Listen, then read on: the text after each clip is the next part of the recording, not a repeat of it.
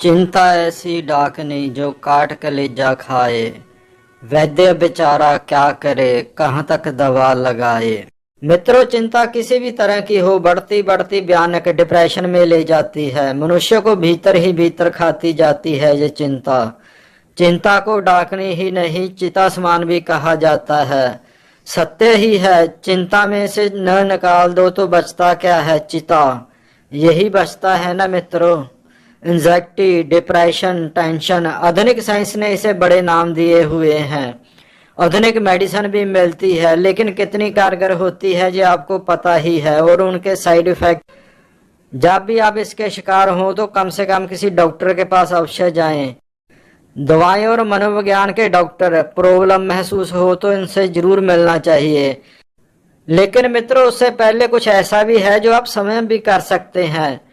चिंता वास्तव में हमारे भीतर का डर होता है, जिसे फोबिया भी कहा जाता है। कुछ ना कुछ ऐसा होता है जो चिंता का कारण होता है। उसे सबसे पहले स्वयं पहचाने। वास्तव में मित्रों, परिस्थितियों से ज्यादा चिंता का कारण हमारी मानसिक स्थिति होती है। परिस्थितियों का सामना कैसे करते हैं ये आपकी मनोस्थिति पर ही निर्भर होता है। किसी भी परिस्थिति को हैंडल करते समय आपका एटीट्यूड क्या है, यही सबसे इम्पोर्टेंट चीज होती है। आपकी मनोस्थिति, आप किन किन लोगों के साथ समय व्यतीत करते हैं और उनकी मनोस्थिति, और कुछ आपकी पास्ट लाइफ का जो हिस्ट्री होती है वो आप पर बहुत ज्यादा इफेक्ट पाती है। अगर आपके आज के साथी अधिकतर हमेशा डरे हुए और नेगेटिव सोच वाले हैं तो आप भी समय उनसे कुछ ना कुछ प्रभावित होंगे ही। अगर आपके पास पॉजिटिव एनर्जी वाले मित्रों का साथ है तो आप भी कहीं ना कहीं भीतर से अपने आप को मोटिवेट करते हुए पॉजिटिव बने ही रहेंगे। लेकिन अगर आप उनके लिए भी केले के वृक्ष की तरह साबित हुए तो फिर बात अलग है। मित्रों, इसके अलावा परिवार के पृष्ठभूमि हालात भी आपको ओवर पॉजिटिव बना देते हैं। हमेशा दबकर डरे डरे पारिवारिक माहौल में से आने वाले अधिकतर लोग किसी भी थोड़ी सी चुनौती आने पर ऐसी स्थिति में आ जाते हैं कि चिंता में डूब जाते हैं। कुछ हुआ हो अथवा ना हुआ हो, पर आने वाले समय में क्या होगा, भीतर यही चिंता उनको खाने लगती है। मित्रों, अब सबसे आवश्यक बात, बस आपको एक बार जरूर सोचना होगा, जो हो चुका उसकी कैसी चिंता। अब उसे तो बदल नहीं सकते, फिर क्यों उसका संताप, क्यों उसकी चिंता। भूतकाल में आप जा ही नहीं सकते मित्रों। सोच सोच कर कुछ नहीं होगा, इसलिए बीती बातों को लेकर हमेशा चिंता, हताशा त्यागो इसे। बस एक बार सोच तो लो, जब छोड़ दिया तो बस छोड़ दिया। जब कुछ कर ही नहीं सकते तो बस मन बना लो कि बस छोड़ दिया, अब छोड़ दिया। जीवन की अधिकांशता निराशा, उदासी, हताशा, चिंता ऐसी मनोदशा अपनाने मात्र से ही खत्म हो जाती है। भूतकाल, बीते समय की बातों का बोझ उतार कर फेंको मित्रों। अगर फिर भी आपको चिंता है तो ये बस आपका मानसिक विकार है। जो हुआ ही नहीं उसकी कैसी चिंता, किस बात की चिंता, उसका सामना कैसे करोगे ये सोचो।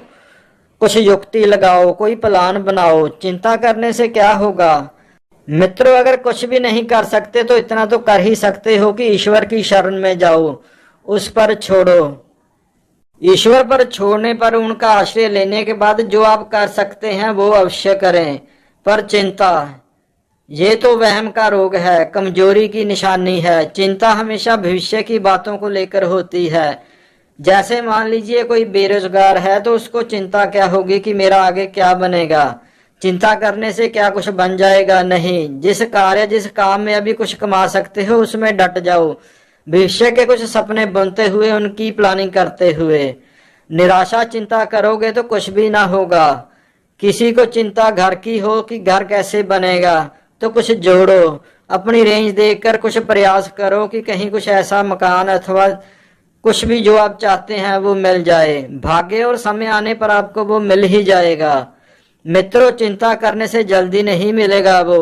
कुल मिलाकर जिस भी विषय की चिंता हो उसे कुछ सेल्फ कॉन्फिडेंस रखते हुए उसका सामना करने की तैयारी करो। तैयारी, चिंता नहीं।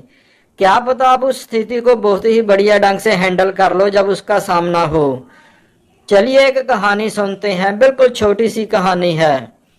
एक शहर में 3 दोस्त रहते थे, काम करते थे। उनमें से एक दोस्त गांव का रहने वाला था। उसकी बहन की शादी आई तो उसने अपने बाकी दोनों दोस्तों को भी न्योता दिया कि उसकी बहन की शादी पर उसके गांव आए। अब दोस्ती थी तो उनको जाना ही पड़ना था। एक दोस्त सोचता रहा कि जाएंगे, खाएंगे, वहां झूमेंगे, नाचेंगे, गांव का लाइफस्टाइल देखेंगे नजदीक से और एंजॉय करेंगे। लेकिन वहीं दूसरा दोस्त वो सोचता गांव में मच्छर मक्खी, गर्मी, रात कैसे कटेगी, वो इसी चिंता में पड़ गया।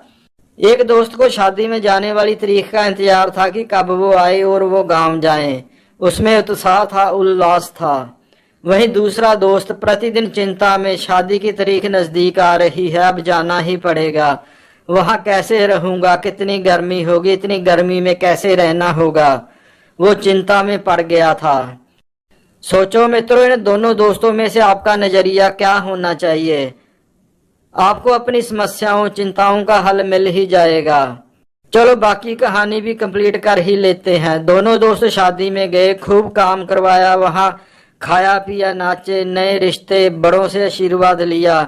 2 दिन उन्हें पता ही नहीं चला वहां की कैसे बीत गए। जब वो वापस शहर में आए, जब दोनों दोस्त गांव में शादी देकर वापस शहर में आए तो दोनों के चेहरे खिले हुए थे।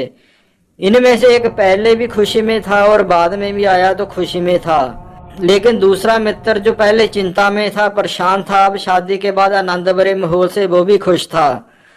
आप किसका अनुसरण करेंगे दोस्तों, ये आप पर छोड़ते हैं। चिंता को चिता बनाना है अथवा अपनी चुनौती की तरह लेना है, ये मनोस्थिति आपकी है, आप ही फैसला करेंगे।